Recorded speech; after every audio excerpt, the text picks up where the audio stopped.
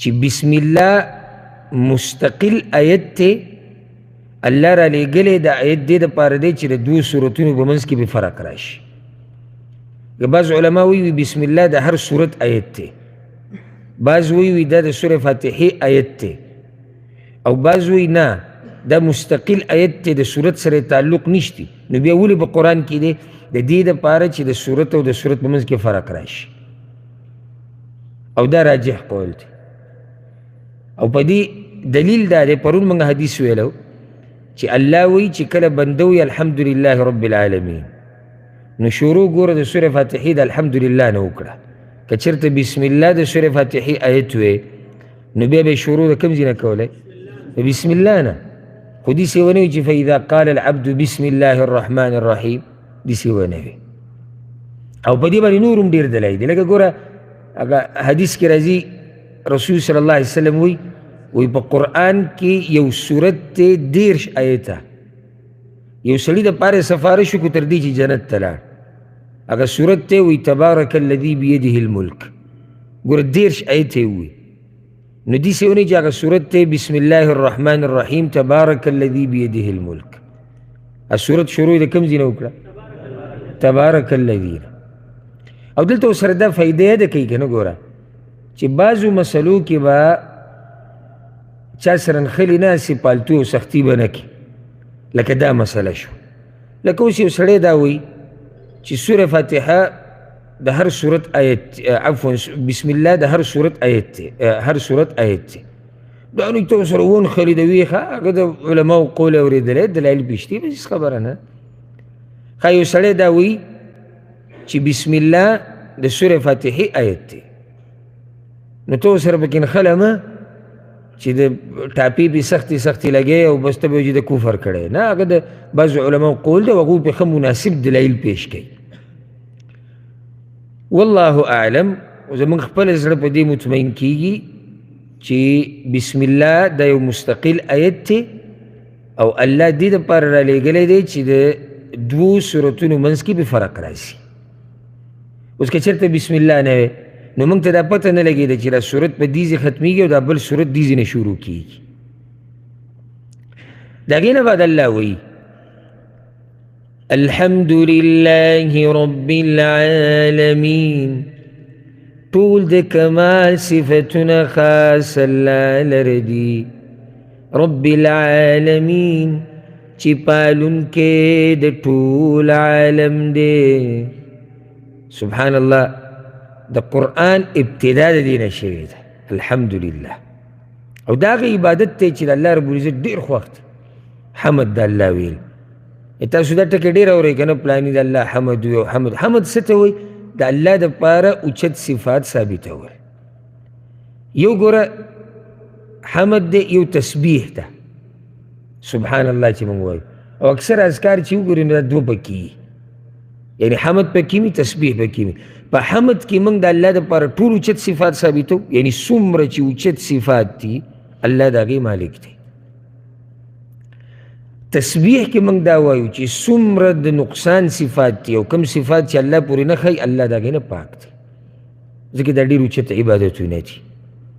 قرآن کریم کې بعض صورتونو ابتدا د دې نه شوي ده الحمدلله، او د بعض صورتونو ابتدا داسې شوي ده سبح لله، سبح اسم ربک الاعلى، سبحان الذي اسرى بعبده يسبح لله. شروع د تسبیح نه کېږي.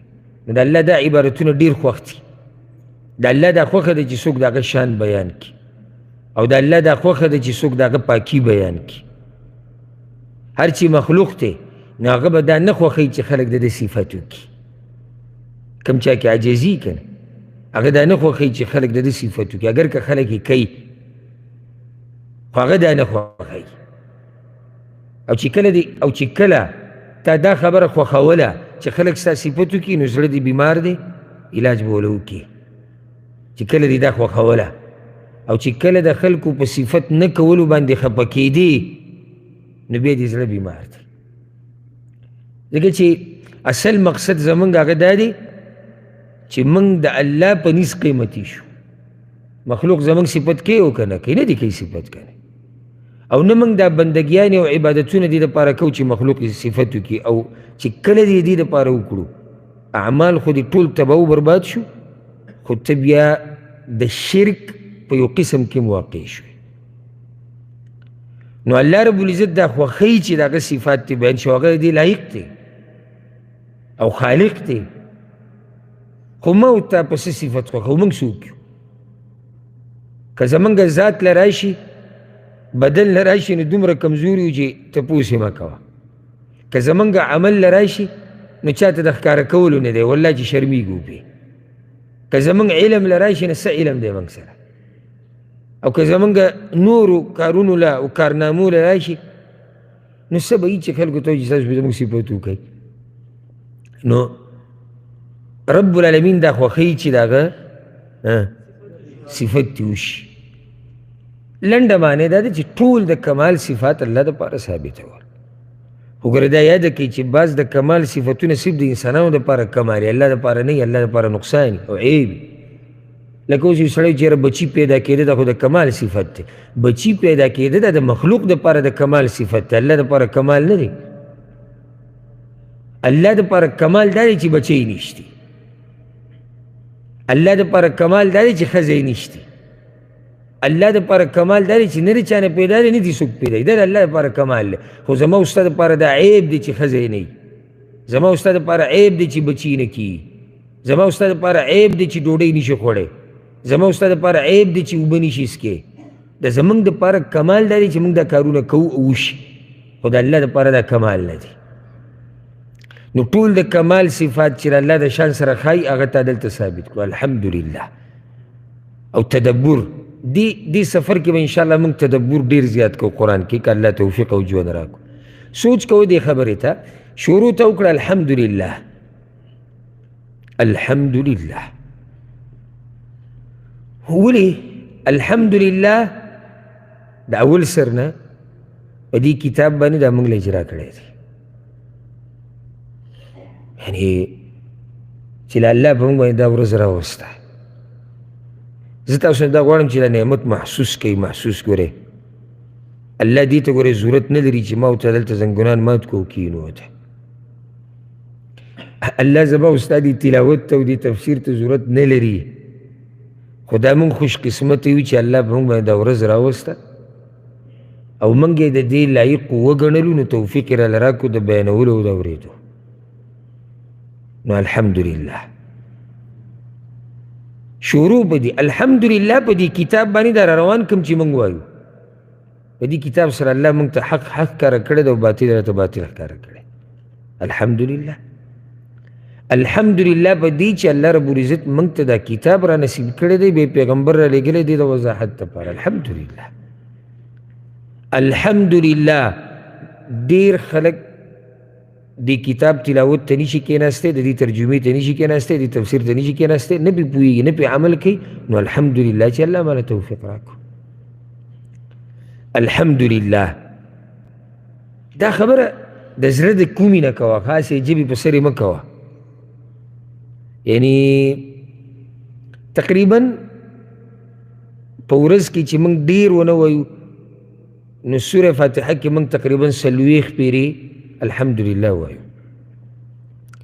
او که شماري کو د سحر 2 سنت 2 فرض شماروي 4، بیا ماسپښین ټول مونځ 10 رکعاته سو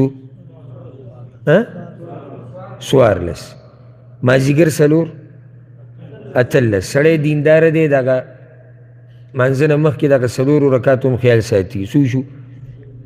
20. ماښام مونځ 15 رکعاته 20. دا زه ګوره کم سے کم یادوم. دینداره سړی ډېر مونځ کوي. ښه 20. بیا ماسخوتن 4. ولې تاسو ودې راغلي 21. بیا پسې 2 سنت او 3 وتر. عام خلک 3 وتر کوي، 15 دا شو. څو 14. ښه 14 شو. یو 2 رکعاته پکې زه تهجد هم کوي ښه سړی دی. 18. اشراق 2 رکعاته کوي 40. زه 40 ووایه ځکه یو سړي د الله سره ربط او تعلق مضبوط هغه دې نه ډېر کوي. سلویخ پیری ته الحمدلله صرف په سورې فاتحه کې وایي. زما سوال تاسو ټولو نه دا دی، که څوک زما دا خبرې اوري دلته یا په سکرین یا که هر طریقې سره زما دا سوال هغه ته رسي، آیا په رښتیا د زړه نه ته دا وایې؟ ځکه چې ګوره د بعضو خلکو صرف په جواب په سر الحمدلله پروت دی، الحمدلله، خو ژوند ته یې چې وګورې نو د ده په دې الحمدلله ویلو کې او د ده په دې کارونو کې یو بل سره ټکراو دی. الحمدلله زه غواړم چې موږ یې د زړه نه ووایو. الحمدلله رب العالمین، الحمدلله په دې روغ صحت، الحمدلله په دې بچو، الحمدلله په دې ښځه، الحمدلله په دې مزدورۍ، الحمدلله په دې رزق، الحمدلله په دې علم، الحمدلله په دې کور، الحمدلله په دې امن و امان، الحمدلله په دې روغ عقل، او الحمدلله والحمدلله بیا پسې دا نعمتونه شماره. الحمدلله دا یو ناشنا فایده. یو الله تعالی نعمت درکو، غټه خبره ده. په دې نعمت باندې الحمدلله ویل دا د دې نعمت نه غټه خبره ده. یو سړی وایي دا اوس داسې یعنی الحمدلله یو سړي له الله کور ورکو مثال، یا یو سړي له الله بچی ورکو نعمت دی، داسې ووایي الحمدلله. موږ ورته دا ووایي ستا د الحمدلله ویل د دې نعمت نه اوچته خبره ده. څنګه؟ هغه داسې دا نعمت څه وخت وروسته به دا زایلی شي، دا به ختم شي، او د الحمدلله ویل دې سره الله تا ته د دنیا او د آخرت کامیابي درکوي. نو د دې فایده په آخرت کې مشته. نو دا نعمت غټ دی که په دې نعمت الحمدلله ویل غټ دی؟ الحمدلله ویل غټ دی. دا خبره محسوسه کوي. نعمت خو څه وخت بعد ځایله کېږي، او که د مرګه پورې د سره بیا به دې ته لاړ شي، خو همیشه خو نه دی نعمت. که ته وایې ځواني ده ختمه به شي، که ته وایې روغ صحت دی بیمار به شي، که ته وایې چې یاره پلانې پلانې پلانې او دا نعمتونه شماروه ختم به شي یو وخت کې. خو په دې د الحمدلله ویل دا پاتې کېدونکې خبره ده. والباقیات الصالحات قرآن کې الله ذکر کړی آیت به راشي، باقي پاتې کېدونکي نیک اعمال، په هغه باقي پاتې کېدونکي نیکو اعمالو کې دا ستا د الحمدلله ویل دي. الحمدلله په دې الحمدلله او دې ته سوچ کوئ، الحمدلله په هغه تکلیفونو چې موږ ته دا را رسېدلي نه دي، الحمدلله په هغه غمونو چې موږ ته نه یې را رسېدلي، الحمدلله په هغه سختو چې موږ نه دي لیدلي، الحمدلله په هغه دردونو بیماریانو چې موږ نه دي لیدلي. او الحمدلله که څوک بیمار دی په دې الحمدلله، په هر حال الحمدلله. غریب دی الحمدلله، سخته ورته په مسله کې ده یو سخته ده الحمدلله، ځکه چې ته بیا هم د الله د نعمتونو نه بهر نه یې. او بې وفایي مه کوه خپل رب سره چې بې شماره نعمتونه د نه هیر شي او هغه یو رایدی کمې چې نه دی درکړی او په هغې کې هم زما او ستا خیر دی. دا کار مه کوه. دومره څه یې دله درکړي، ته هغه یو نعمت رایدی او د هغې د لاسه بیا جزې فزې کوې او خلکو ته شکوې شکایتونه کوې. نو الحمدلله علی کل حال. الحمدلله په هغه کامیابیانو باندې چې ستا ورته د ډېر وخت نه امیدو یو ترتیب دې جوړ کړی او الله پکې ته کامیاب کړي. الحمدلله په هغه ارمانونو چې هغه یو وخت کې ارمانونه اوس هغه حقیقت کې بدل شوي د الله په تا رحم کړی دی. او که الله نه وی او د الله رحم نه وی او د الله کرم نه وی زما او ستا به څه ارمان پوره شوی څه به شوی بلکې ما او تا به کړی څه وی خو څه چې دي د الله دي. انا لله و انا الیه راجعون.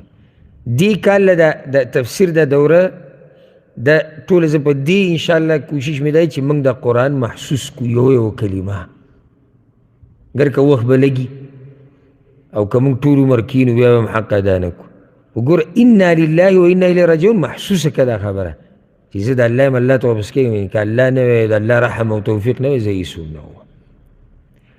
او دلته یو بله فایده شروع د قرآن د دې نه وشو الحمدلله، یعنی الله موږ ته یو قسم امر کوي چې ای بندګانو نه زما حمد وایي. شکر او حمد کې فرق دی ګورئ. زما حمد وایي. حمد دا دی چې دا بغیر د نعمت مقابل، یعنی موږ وایو ما د پلاني شکریه ادا کړه. شکریه ادا کول څه ته وایي؟ تا سره یې ښه کړي تا اوس ته یې شکریه ادا کړې. حمد دا د نعمتونو په مقابله کې نه دی. دغه ذات د دې لایق دی چې د هغه د هر وخت صفات او اوچت شان بیان شي.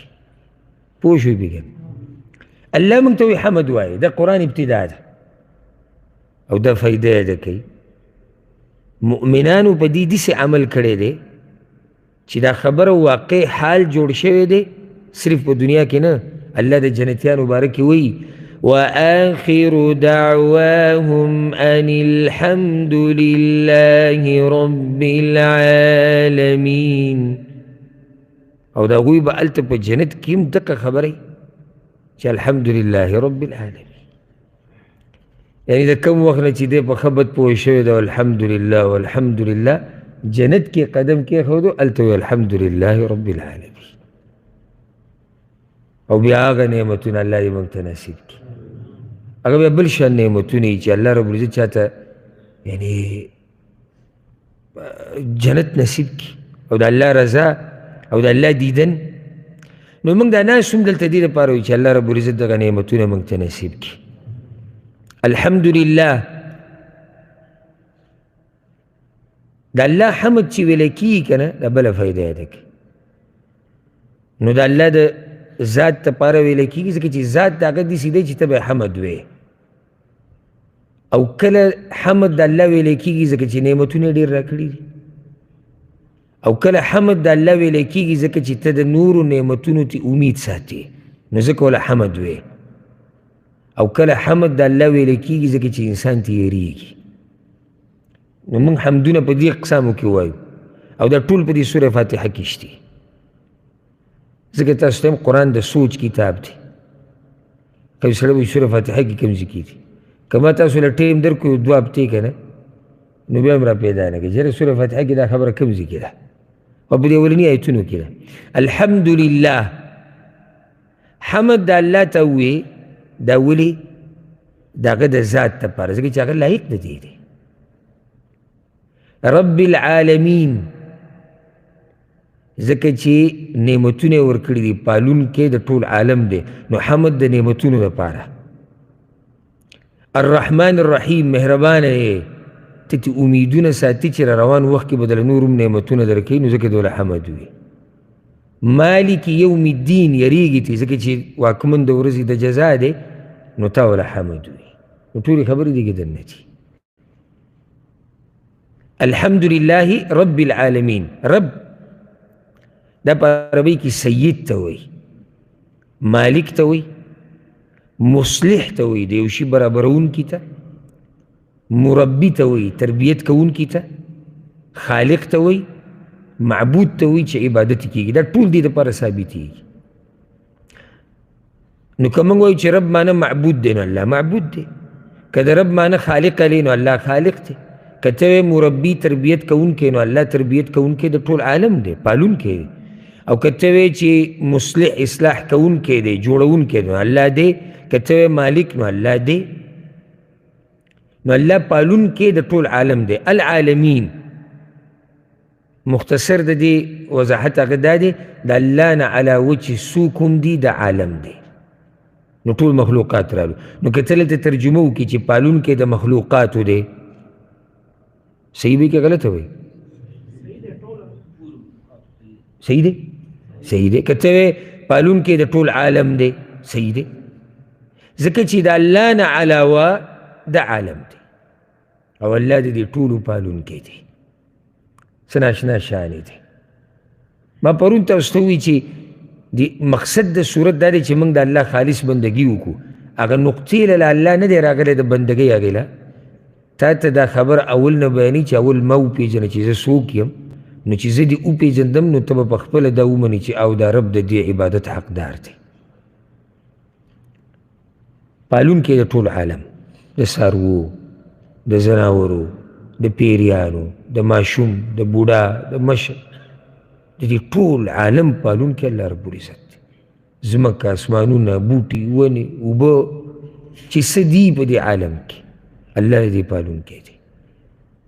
یو سړی وایي چې نه ما ته خو مور پلار دا خبرې ښوولي دي. دې له وروسته را چې تا ته چا ښوولي دي؟ دې څاروو ته چا دا لار ښوولې ده؟ د ژوند د تېرولو طریقه دې ځناورو ته چا ښوولې ده؟ د ګبین دې مچۍ ته چا دا خبره ښوولې ده چې ته به دا کار کوې بیا به ګبین جوړېږي داسې به کېږي؟ الله یې ساتي که نه. سبح اسم ربك الأعلى الذي خلق فسوى والذي قدر فهدى. مخلوق پیدا کړی دی بیا ورته هدایت کړی دی. هدایت نه مراد دلته لار د ژوند د تېرولو ورته ښوولې ده.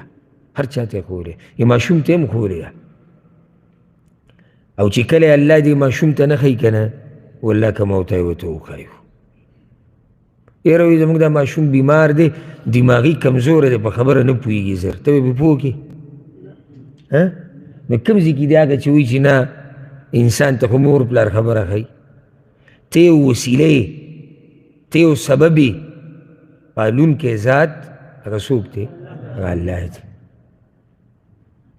نو دا هغه مرګ پورې د ژوند باندې نظر واچوه. نو رب العالمین چې دا کلمات ستا دا زړه را ډک کړي،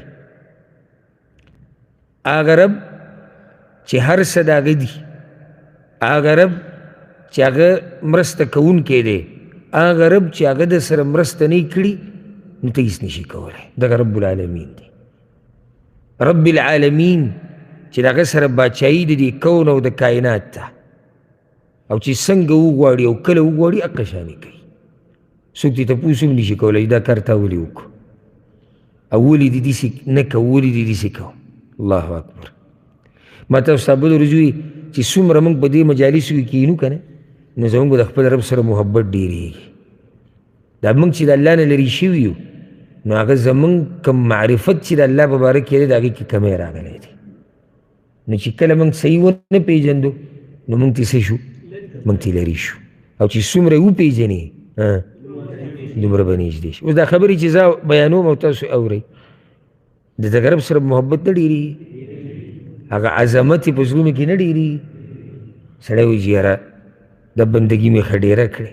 سړی وایي چې دغه الله ته مې وژړلې، دغه الله ته مې عجزي وکړې.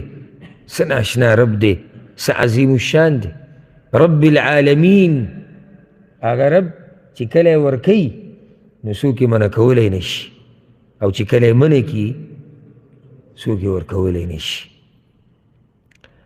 دی لایق د دې نه دی چې ټول د کمال صفات ترې د ده لپاره شي، لایق ته دی.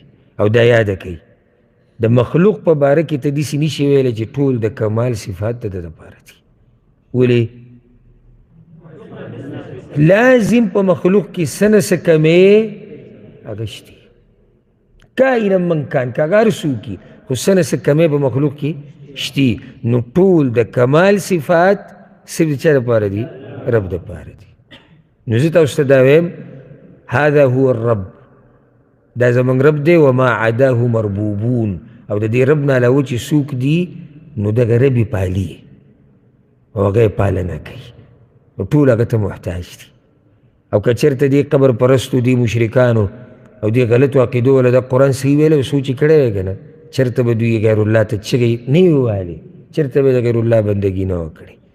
ځکه چې دا رب پالنه د هغه چا هم کوي چې دا مخلوقات ورته سجدې لګوي، او دوی ورته را مدد شوی په سختو، او دوی ته طوافونه کوي. الله پالنه د هغوی هم کوي، خو نه دي پوه دغه خلک، او نه داسې تفسیرونه او دورې زموږ په ملکونو کې کوي. هغه اکثر په مدارسو کې او د اول نه پکې داسې شرطونه ولګوي چې دوره کې څوک داخلالي چې هغه دومره درجې سبق ویلی او هغه دا کړي او هغه دغه کړي، نو به کې ناس اکثر څوک هغه طلبی یا علمای، لکه د عوامو چې په دې کې څه برخه نشته. عوامو ته صرف د جمعې خطبه کوه به قصه ختمه شو ځکه هلته کمی دی په پوهه کې نو الله دې زمونږ علماو له توفیق ورکړي چې عوامو او خواصو ته د الله د کتاب او د رسول صلی الله علیه وسلم حدیثونه بیان کړي